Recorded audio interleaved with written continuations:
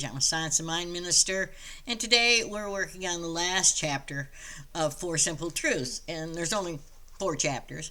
And this is a book I put out. I sat down at about 2:30 in the afternoon one day. I was in the midst of writing something else, and I this came through me, and 4:30 in the morning is when I got up again.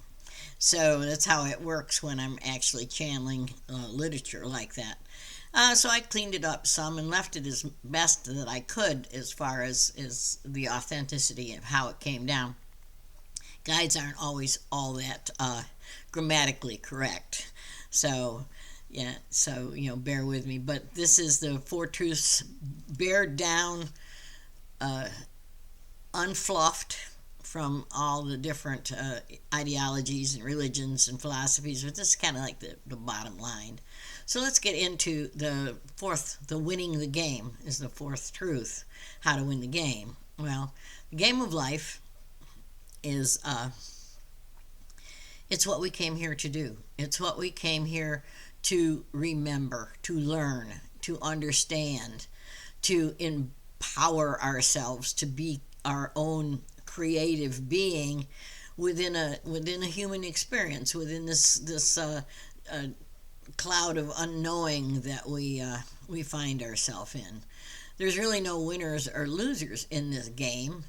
Um, it's about growth, expansion, and experience. Okay, so if you whatever you choose to experience, you will win that part of it. Uh, Even if it doesn't seem like it's a lot of growth, you will still experience. You could experience being very rich or very poor or very ill or very well or an athlete or a complete couch potato or anything in between. The whole thing as your life unfolds, you do the best you can, remembering uh, or trying to remember which direction to go in. New Age and New Thought and all of the things that we teach us that we have a higher self or a higher consciousness, a guide, an angel, something looking out for us. Many of the older religions teach us that we are but children and that we need 100% guidance. And when we were young souls, we indeed did. Uh, I feel like there's soul growth that happens, and I also feel like we're in a place now where we're graduating. I don't know whether we're graduating from kindergarten to first grade, or middle school to advanced, or high school to college. I don't know, but the sense of graduation or coming to a place of renewal or new beginnings is all over the internet. It's all over everyone's consciousness. A lot of people are waking up, they call it, or advancing or enlightening. Full enlightenment is being with the light and being one with source, and source energy is God. And that enlightenment is far, far beyond what I'm talking about here. I'm talking about the enlightenment going, oh, this is who I really am. Oh, this is what I came here to do. Oh, let's go this direction.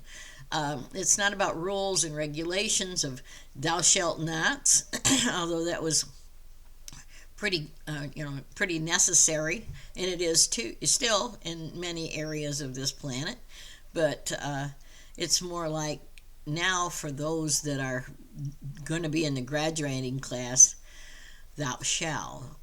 Who am I? How can I align myself with my highest consciousness, and how can I relate uh, my light, myself, to enhance those around me and the entire world? Because when you are enlightened enough to realize you're not the only speck in this bubble, and that all the specks are still you, okay, that you can identify with the higher aspect of humanity, it all takes on a different meaning. And I wrote in the book, we are all created souls from within the heart and mind of God. We score our own progress reports when we have finished this life adventure. And I've had a near-death experience. Many near-death experiencers, most I think, realize there's so much more to life than what they perhaps thought when they were alive, or didn't. It doesn't matter. Your awareness completely comes back on the other side, I hope, allegedly. I haven't been dead for too long, just a few minutes. Many other NDE experiencers talk about the different things and places that they have been. But anyway, I'm getting off track here. Let's go back to how to win this game of life. How to win the game of life is to learn to sit. Meditation is a word they beat you over the head with, but sitting in your own essence, quieting that monkey mind, I call it, that is constantly telling you what you think. Okay, it's not easy to do that.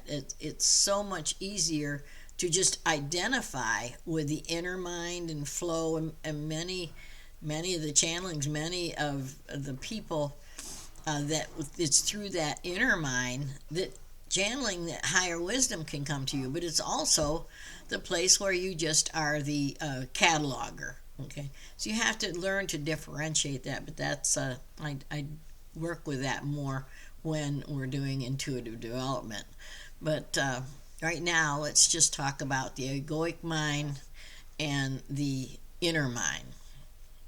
The egoic mind, which is what you don't want to get stuck in to win this game, is a mind where it says, I'm this or I'm that because I identify with this body, and I'm either going to be laughed at or reverend. It's easy, no matter who you are, to get lost in that mind, and to have to feel like, oh, they're looking at me, or oh, I'm not good enough.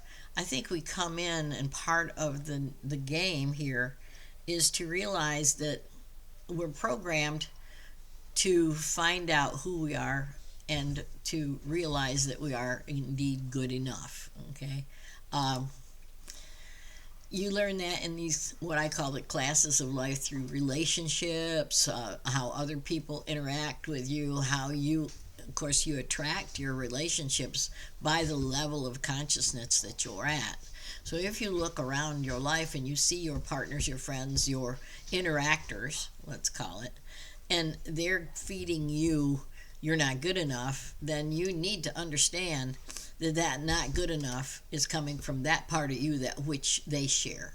Okay, and once you go in and realize that you're a spark of life just like every other spark of life on this planet, and there's no such thing as good enough or not good enough except in the ego, then you can begin to heal yourself, and you will find yourself attracting people on a different level. On the level where you've healed, you will meet other people. Every now and then you find somebody else that's almost like, oh, do I really believe that about myself? And you'll say, no, I've learned, my teacher always told me that when you have learned all that you need to learn from a lesson, it will go away.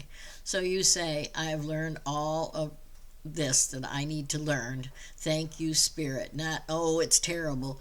The thank you, the gratification, the experience is valued, but then you move on. That's what the gratitude part is. When we teach Science of Mind, we teach how to do affirmative prayer, which is the very thing that you need to learn to do. Not Science of Mind, any other kind of understanding, Buddhism, Hinduism, anything that allows you to go inside of yourself and find your true identity. That's the part that will take you to the next level, your true self, your inner self. Meditation is a very strong one, getting it totally immersed in physical Tai Chi's and all the different things that allows you to one point focus, so that the chatter goes away. I call it the monkey mind. Okay, you always have a choice between negative or positive. No matter what you're experiencing, you can either see it as, oh, I've learned all of this that I choose to, or oh, it's terrible, and I'm gone again, I'm lost, I'm really not good enough, and I didn't do this right, and if I'd only done this right, this wouldn't be happening to me. Now that's defeating the purpose of this whole thing.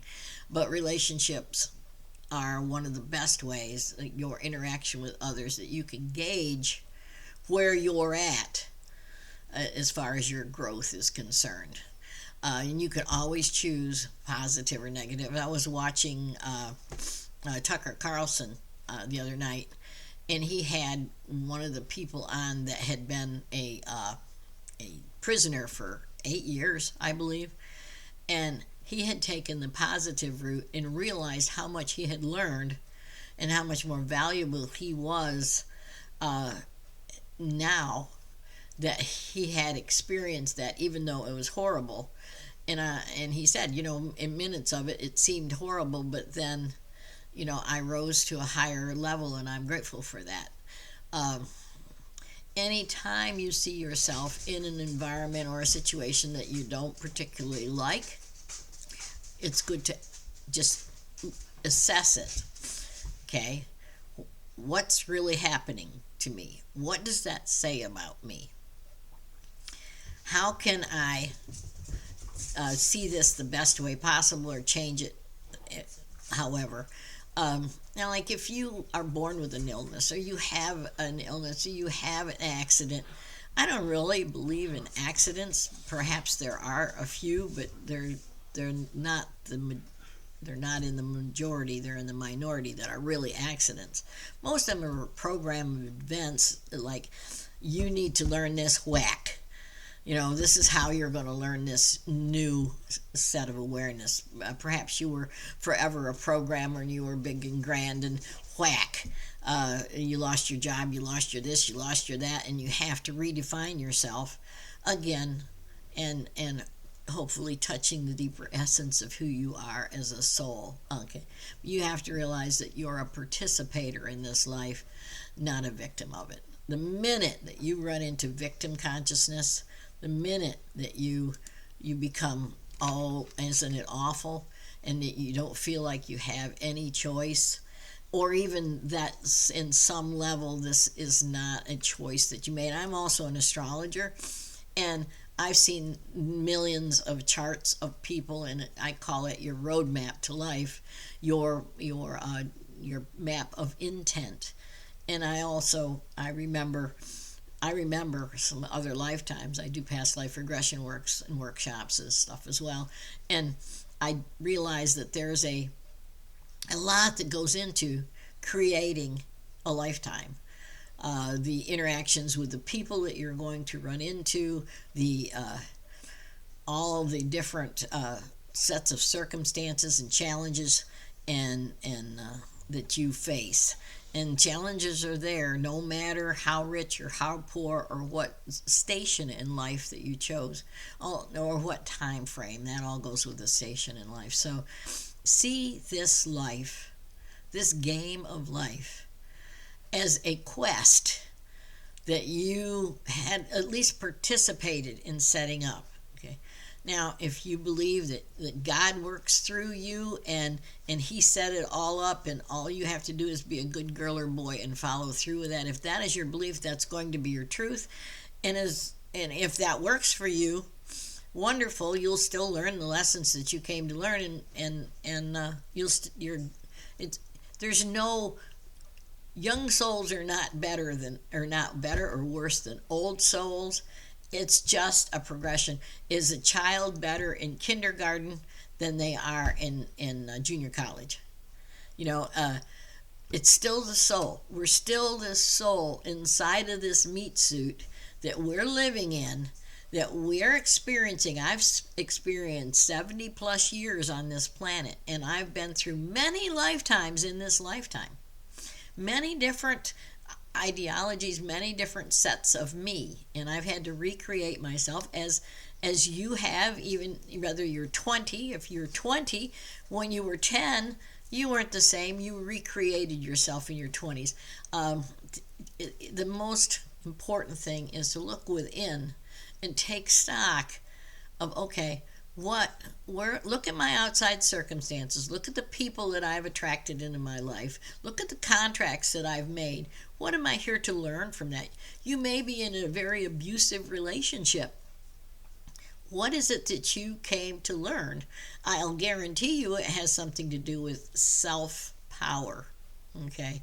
With not being a victim, with learning how to stand up for yourself, etc. If you're the abuser, it's even more, you feel so threatened by the littlest thing that you lash out. Okay, so what's that about? Look at because any time that you're not in your higher space, you're a victim in some way.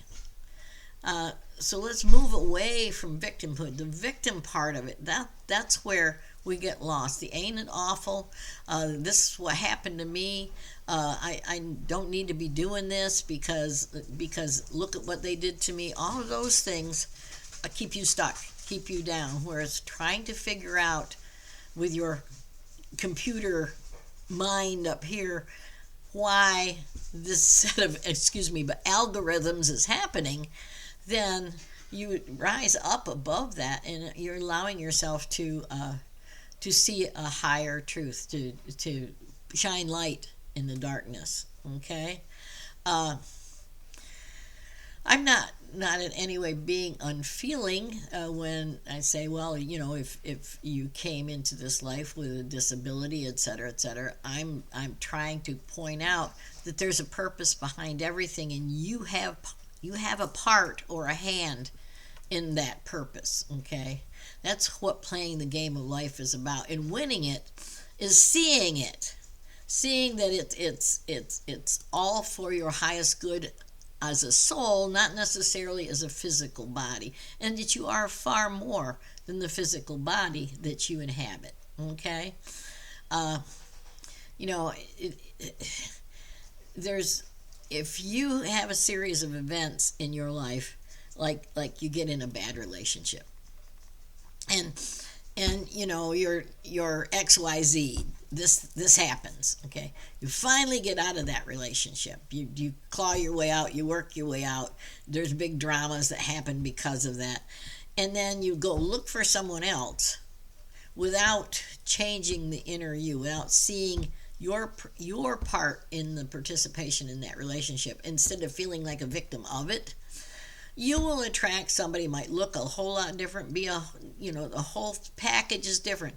Their circumstances in life could be different. They could be rich, the other guy poor. They could be beautiful, the other woman just slovenly. It doesn't matter. What matters is you will attract the same set of experiences in a different package, because you're the one that's doing the attracting. You're the common denominator there. And the minute that you learn that you have to go inside, sit with yourself, change your energy, change your understanding of who you are on a deeper level, that's when the relationships that come into your life will reflect that new being, that new beginning. The old relationships will either change with you or fade. And don't spend your time trying to beat the other person into changing, because that's not going to work. It is by doing that you are seen, not necessarily by speaking. It's the being, okay? And it does change everything. And I've heard women tell me, oh, I can't forgive or I can't grow because then I'll lose my partner. Well, not necessarily. You're doing your partner a favor if you grow, because then they have the opportunity to grow also. And if they don't grow and choose to separate in some way, you won't feel bad about it, because you will have healed the wound that festers that they keep feeding. Okay, you'll cure that particular inner thought virus. Okay, all right. It's all about the inner you. What you believe about yourself is what you attract for others to validate. Okay, so that's how to win this game of life. And sometimes it's a pretty tough game. But do you remember? Many of you are old enough to remember Monopoly. remember sitting around the table with others and playing Monopoly, and almost inevitably there's one person that just gets so engrossed in the game that they're so upset when somebody, when they land on somebody's mansion, or they have to this that they can get mad and get up and throw the game. That's not ever happened to me, but I've seen it happen with others. But then I never played Monopoly very much either, but you get the drift. Well, that person is so engrossed in that game that they took it on as their persona or their personality and took it personally. Well, that's what we do all the time. We look at our life, we don't realize it's a game, we get lost in it, and then this or that happens, and we take it personally. Oh my God, isn't that awful? And how could they do that again? Look at your life with this perspective, with the perspective that things are happening through you, not to you. Okay? And once you see that, I guarantee the game will get easier. Okay? With that, I'm going to leave you for today. That's my thought for today. Please pick up my book. Amazon has it. I believe it's always backwards here when we do it like this, but in upside down doesn't help, But I also have other books out. I have Duality is the Illusion, which is the first book that I ever wrote, and it is kind of a workbook for science of mind, for very practical, very down-to-earth, very almost hill folks people. I came from the mountains in western New York, and my communication is in the way that the average everyday person can understand it. Hopefully, that's not my goal. That's my what is. That's who I am. Okay. And then there was another one. The second one is I wanted to call it Oceans in Time, but that didn't make any sense to people. So I ended up calling it Reunions in the Afterlife, because I created a story of when you die. The beginning of the story is a person dies, and what's happening, where they go, and I used poetic license, let's say, with some of it, but a lot of it I'd either gleaned from clients that I had regressed, in some life between life regressions, and also some of my own, and some was in channeled. And the very first thing I ever learned in the early 90s, late 80s, was how to channel. And I channeled with Jonette Crowley in Boulder for some time when I lived out there. I did a lot of that. I don't channel particularly that much anymore. Not like sit right down and just start channeling to a group or a community or something. But often in my writing, I will channel my writings. Okay. The next book that I wrote was Down and Dirty Tarot, and it was because on the weekends, part of the year, I have the Celestial Time, which is a Renaissance troupe, and I offer tarot, palm, astrology, and mediumship. I have 3 other readers that are divine. I highly recommend my readers, and we are authentic, we are caring and professional readers. And so I wrote a book on how to be a caring and professional reader, not a phony. Okay, so that book is interesting. It does have a small, what I call, cookbook in it, a little bit about what each card means, but mostly it is the theory and the practice of doing readings. And then this book, I've been going through the last of it, and this is the end of that series. The first book, actually first book that I wrote is how to choose a psychic reading, and that is old, but it is still out there. So that was like maybe 1996 or 97. Okay. So anyway, I hope you're having a great day. I'm here in Virginia, and it's kind of rainy, but it's kind of warm, and I'm kind of happy about all that. And getting ready to go to Texas to do the Sherwood Forest Renaissance Fair in Austin. And if you're my friends and clients from that, I hope to see you there. I'm looking forward to seeing everybody. All right, everyone have a great and wonderful and prosperous and joyful rest of the day, week. I'll probably be on maybe one more time before I leave. Maybe not until I'm down in my camper. So have a good day. Bye now.